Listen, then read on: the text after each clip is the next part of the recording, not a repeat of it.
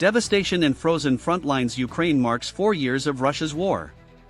Ukrainians are repelled by the prospect of capitulating to Moscow as the war barrels into another year. Kyiv, Ukraine. Hennedy Kolesnik never expected the full-scale Russian invasion to last this long. These are the worst and longest years of my life, the 71-year-old retired welder told Al Jazeera 4 years after the aggression that began on February 24, 2022. In the first days of the war, he and many Ukrainians were afraid Kyiv would be lost, as well as the third of their franchisized nation that lies on the left, eastern bank of the Dnipro River. Tens of thousands of Russian troops, including elite airborne units and motor rifle brigades, occupied north of the Kyiv region, while the Kremlin supporters triumphantly touted that the capital would be seized within 3 days. Months later, we were ecstatic about what we'd regained after Russian forces withdrew from around Kyiv and were ousted from northern Ukraine, said Kolesnik, a gray-haired, pallid-faced and emaciated pensioner, clutching a cane. He is recovering from a case of pneumonia that he feared he would not survive amid days-long power outages and disruptions of central heating caused by Russian drones and missiles during a cold spell, when temperatures plunged to as low as 23 degrees Celsius (9.4 degrees Fahrenheit). But we're still standing, and that's the most important thing in a fight, Kolesnik, who used to dabble in boxing, said with a smile. His wife, Marina, 70, agreed nobody expected us to last that long, and we're still here. However, Ukraine's 2023 counteroffensive failed to cut Moscow's land bridge from western Russia to annexed Crimea, and Russian troops keep inching forward. But their advance is glacial amid staggering losses. Last year, they occupied less than 5,000 square kilometers, 1,930 sq miles, or about 0.8% of Ukraine's total area, according to Ukrainian officials and Western analysts.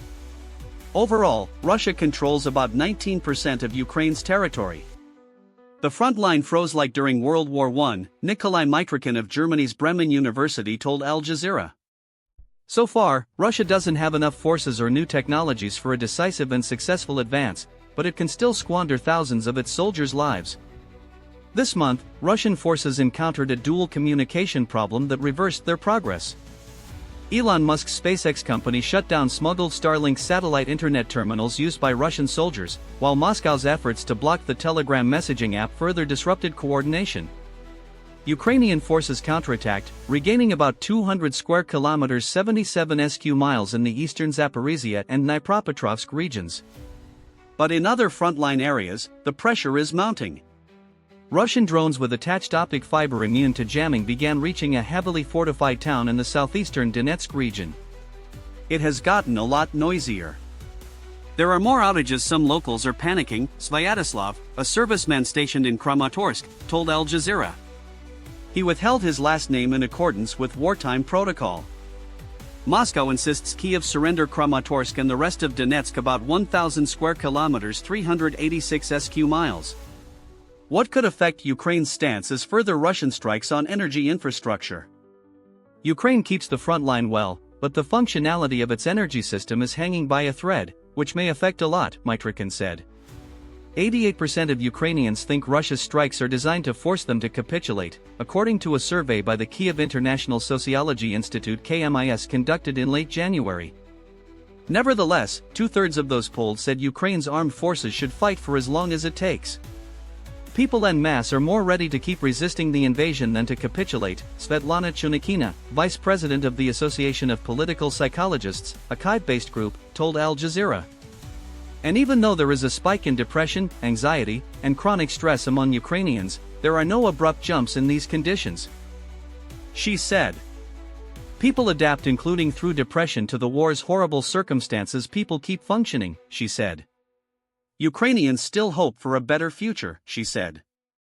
Only 1 in 5 polled Ukrainians hopes the war will end this year, but 2 in 3 are sure that in 10 years, Ukraine will be a thriving member of the European Union.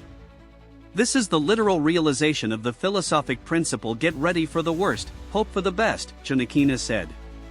However, brain fog and cynicism are on the rise, she said. For the Ukrainian public, whose fight against the Russian aggression is largely fueled by moral virtues including high ones, such as altruism, patriotism, responsibility to future generations, cynicism could be really destructive, she said. United States President Donald Trump has so far failed to deliver on his pre-election pledge to end the war in 24 hours. Meanwhile, Russian public figures who support the Kremlin still try to present the invasion as a step to protect Russian-speaking Ukrainians. Moscow-based analyst Sergei Markov claims that the war began on February 23, 2014, when pro-Russian protesters began rallying in Crimea, urging the Kremlin to annex the Ukrainian peninsula. It was a peaceful uprising of the Russian people for freedom, peace, and true democracy, he wrote on Telegram on Monday. You have reached the end of our in-depth report. For more deep dive